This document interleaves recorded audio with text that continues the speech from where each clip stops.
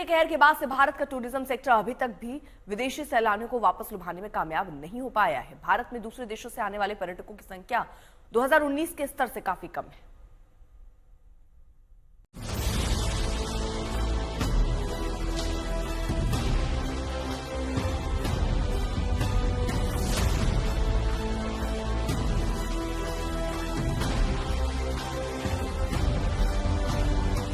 भारत की सांस्कृतिक धरोहर, आध्यात्मिक खूबसूरती और प्राकृतिक विविधता दुनिया भर में बेहद लोकप्रिय है।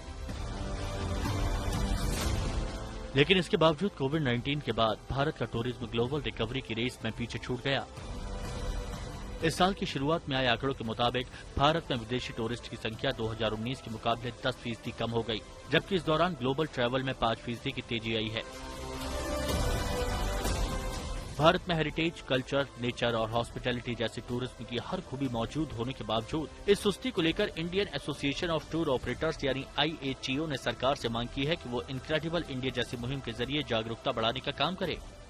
पर्यटन मंत्रालय भारत सरकार द्वारा जो इनक्रेडिबल इंडिया कैंपेन विश्व भर में चलाया जाता था, जो अभी कोविड के बाद से नहीं चल रहा है। आई थिंक अभी इनक्रेडिबल इंडिया 2.0 प्रोग्राम चलाना पड़ेगा, जिसके अंतर्गत ना केवल विज्ञापन और सोशल मीडिया में प्रचार किया जाए, बल्कि जो विदेशी टूर ऑपरेटर हैं जो भारत देश को प्रमोट करते हैं, उन लोगों को इंडिया बुलाया जाए, उनको भारत में भ्रमण करा कर दिखाया जाए कि हम लोगों ने इन 5 सालों में क्या प्रगति की है।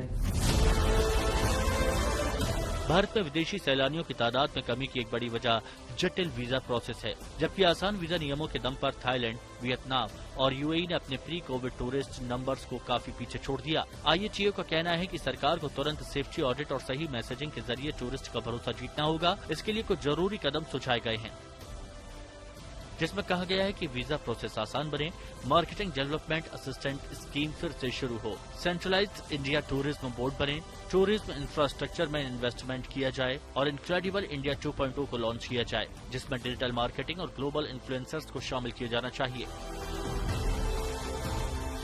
एक तरफ जहां विदेशी टूरिस्ट भारत कम आ रहे हैं, वहीं दूसरी तरफ भारतीय ज्यादा विदेश घूम रहे हैं, जिसमें सालाना डबल डिजिट में ग्रोथ हो रही है। टूरिज्म का यह असंतुलन इकोनॉमी को नुकसान पहुंचाने के अलावा भारत की ग्लोबल इमेज को भी कमजोर कर रहा है। IATO का कहना है कि अब तुरंत एक्शन लेने का वक्त है और वीजा सुधार, बेहतर मार्केटिंग, शानदार इंफ्रास्ट्रक्चर से भारत दुनिया के टॉप ट्रैवल डेस्टिनेशंस में शामिल हो सकता है।